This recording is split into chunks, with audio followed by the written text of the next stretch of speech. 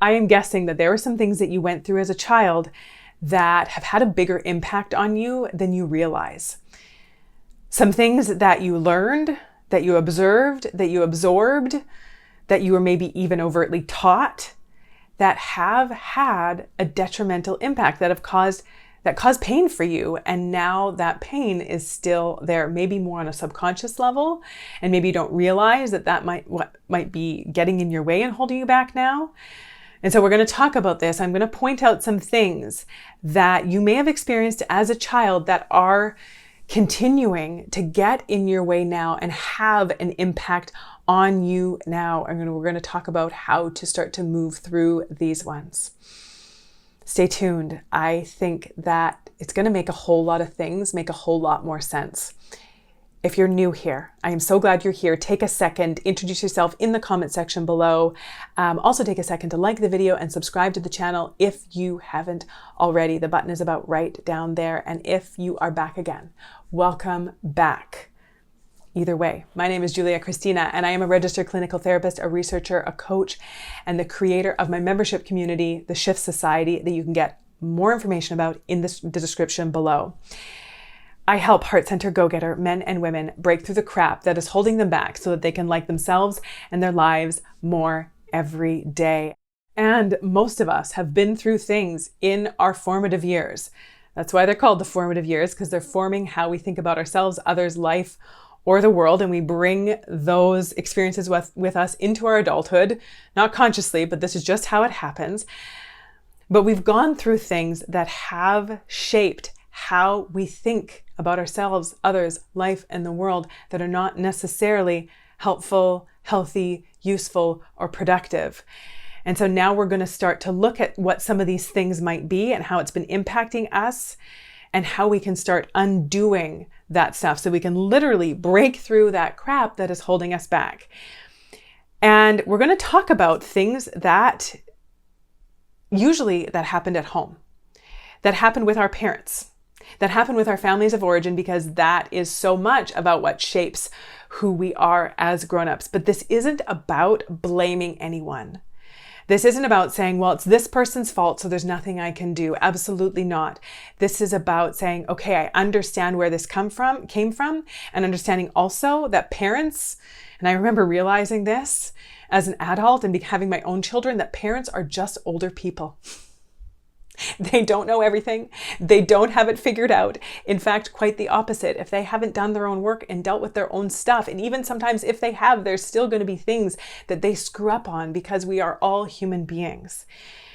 And so this isn't about blaming anyone. This is just about gathering that insight and that understanding so that we can realize it's not because there's something wrong with us. It's because we learned some things that were wrong. And so now we're going to unlearn them so that we can get up and get out and move forward and live the life that we want to live and feel how we want to be feeling and showing up how we want to be showing up without all this extra crap that gets in our way and holds us back. So the first thing that you may have went through as a child that you didn't realize had a big impact on you was if you had a parent who relied on you for their emotional support. And I've talked to a lot of people who said, especially if your parent had a mental health issue and they came to you and they confided in you and they relied on you and told you that they needed you, that is not healthy for a child. That is too much of a burden to put on a child's developing brain. That a child doesn't really understand boundaries. That a child doesn't really understand emotions the way that we are supposed to, apparently, as adults.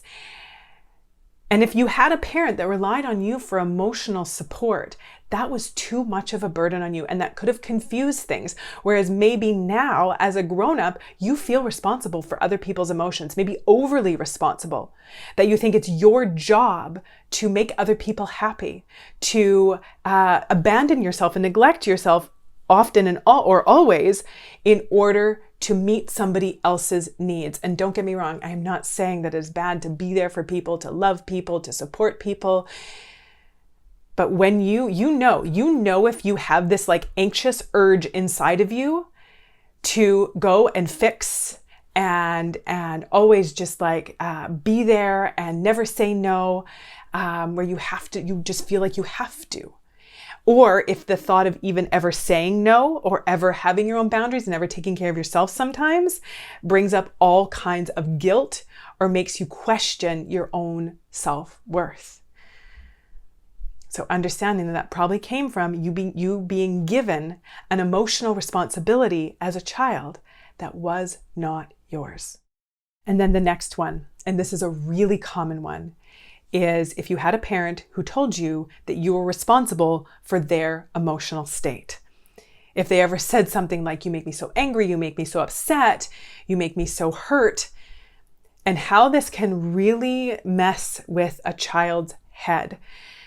A child is never responsible for a grown-up's feelings.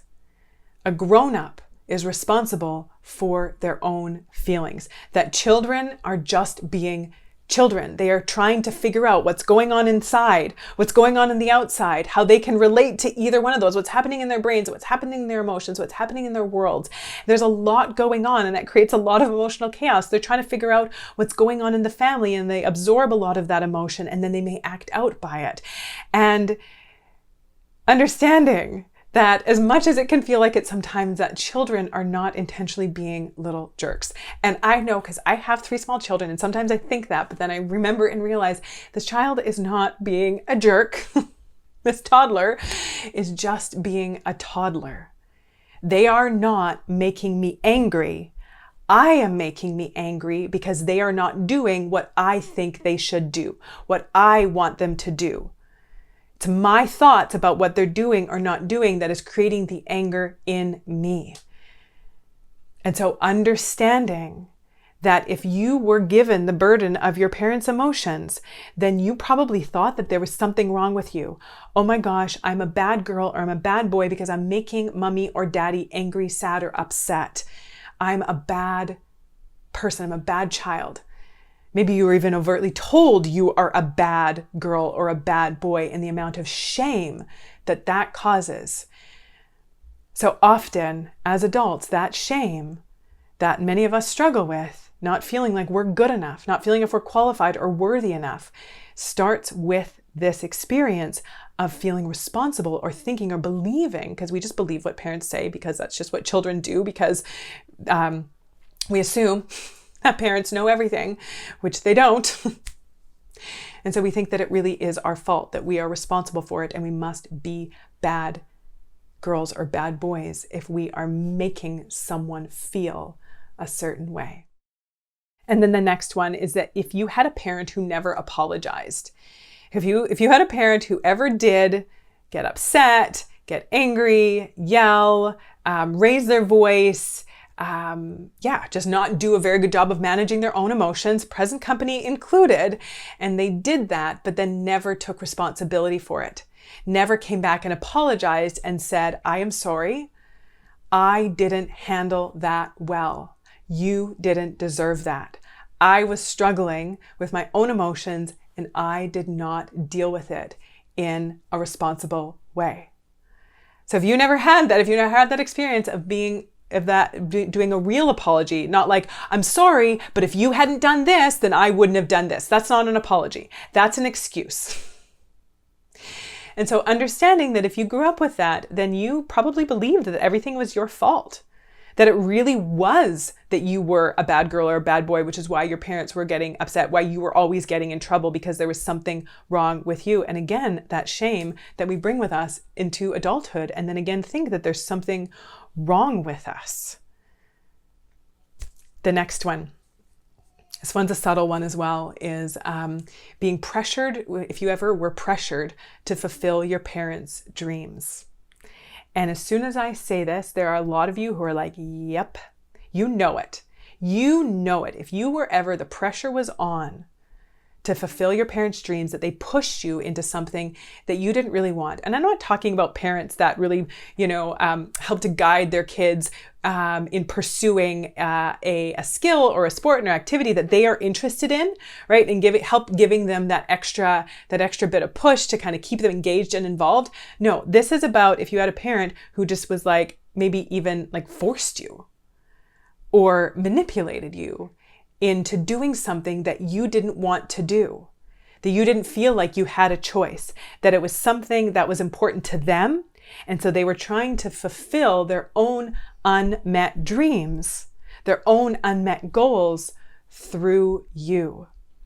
And how that can create all kinds of emotional turmoil as an adult, because again, then you start to believe what other people want from you is more important than what you want from you.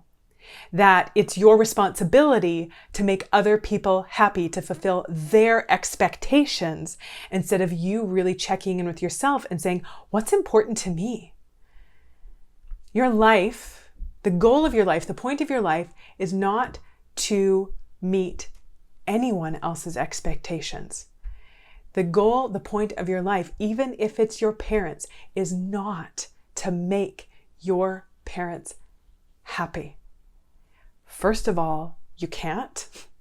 You've probably tried it, where you're like, I do all these things and I've fulfilled all these expectations and I've done what they wanted, and they're still not happy. That's because we can't make someone else happy.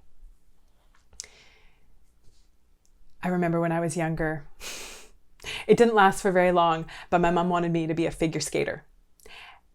I didn't want to figure skate. I wasn't interested in figure skating, but it was her lifelong dream to become a figure skater. And because they didn't have the money when she was younger to do figure skating, she never really got to do it. And so she, for a few years, kind of pushed me into figure skating until I had actually a pretty strong will at points in my life, not always, as sometimes I was a total people pleaser, but there were certain things that I would dig my heels in on. I was like, I would stand on the sideboard at skating and just stand there and be unwilling to participate. And after a few weeks of doing that, finally my parents were like, okay, I guess we're not going to put her in figure skating. And so my parents, they didn't push me, they didn't force me to fulfill, my mom didn't force me to fulfill her dream, but she tried for a little bit there. And then the next quote unquote harmless thing that you may have gone through as a child that may not have been so harmless is if you grew up in a family where all of the attention and energy went to the one person in the family who was most chaotic. So this is if you had a parent or a sibling who had a significant mental health issue or an addiction issue, and a lot of the energy and a lot of the attention and focus in the family went on trying to control that person's behavior or emotions. So if there was a lot of pressure to not set that person off, to not say the wrong thing, to not do the wrong thing, if all of the attention went on trying to meet that person's needs, to make that person happy, to jump at whatever they had going on. And in the meantime, you were kind of neglected, where maybe you weren't like absolutely neglected, where you were left at home to fend for yourself from the time you were 5 years old, but you were emotionally neglected. That what you needed, what you felt, what you thought, what was going on with you didn't matter because it wasn't as big of a deal as that person who was most chaotic, and all the energy went to that. And so what that can do as grown-ups is that can lead to a lot of self-abandonment. That can lead to a lot of these feelings of I don't matter. It can also create a lot of disconnect from ourselves because we were never really given the chance to have a voice, to have a say, to have feelings that mattered, that were heard, that were respected, that were seen. We never really felt seen. We never really got the chance to express and explore who we were because there wasn't space for that amidst all the chaos with this other person. And so then as grown-ups, we're like, I don't really know who I am. I was never really given a chance to be who I am. There wasn't the emotional availability for that or the space for that in my family. So understanding that if that was your story, that could very well be why you're struggling with this stuff now. So what do we do regardless if any of these were things that you struggled with? And let me know too, in the description or in the comment section below, let me know which one of these has resonated with you. Which one of these you're like, oh yeah, that happened. That explains a lot. I would love to hear that in the comment section below. So what do we do now though? What do we do about this? The first thing that we do is we pay attention. for a lot of us, a lot of these things that we went through have resulted in shame, in self-neglect, in self-abandonment, in just not knowing who we are, in feeling responsible for things that we're not responsible for, can come up through anxiety with that as well. And so just really learning to step back and pay attention to what we are thinking or feeling in different situations. So many of us, we are not thinking, we're just acting. Something happens, we have an emotional response, and we do something about it instead of taking a step back and asking ourselves, is this response healthy, helpful, or productive? So learning how to take a step back, what's going on with me right now? What's coming up for me right now? And then the next step is to start listening to and respecting that.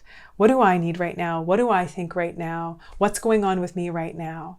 How do I want to proceed in this situation right now? And this isn't about being selfish. This isn't about only looking out for ourselves, but for many of us, we've been trained and taught to do the opposite, to not pay attention to ourselves, to not feel like we count. And this isn't about saying that other people should think that I matter and other people should be paying attention to me. Other people should be fulfilling my needs. Other people should be giving me what I want and healing me and making this right because I went through this stuff. Absolutely not. It is no one else's responsibility to do that. It is our responsibility to do that, to do our own healing, to do our own growing, to be doing our own connecting with our true selves, with our authentic selves, to be doing our own listening to ourselves. Two things. If taking a step back and feeling more grounded and not getting so caught up in all of the noise and all of the thoughts and all the things that are often going on in our minds that are creating all of the repetition of the unhealthy patterns, unhealthy habits that we learned from this stuff that we went through. If that is something that you just want to get a start on, then grab my 10-minute guided mindfulness exercise in the description below. It's free, and it's just going to help you learn to take a step back and ground yourself when you're having big surges of emotions coming up, no matter what that's about. And then also come and join us in the Shift Society.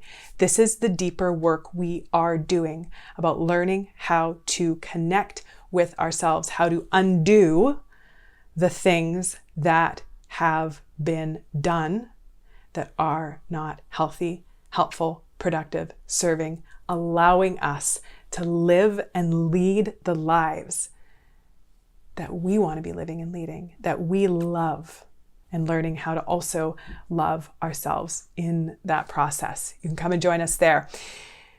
Let me know in the comment section below which one of these connected with you. What are you thinking? What's going on? Would love to hear that. Again, subscribe to the channel if you haven't already. Like the video. Share it out if you think other people need to hear about this and need to understand that they're not broken, that they're not wrong as humans, that they just learned some wrong things, and share it out with them. And until next time, take good care.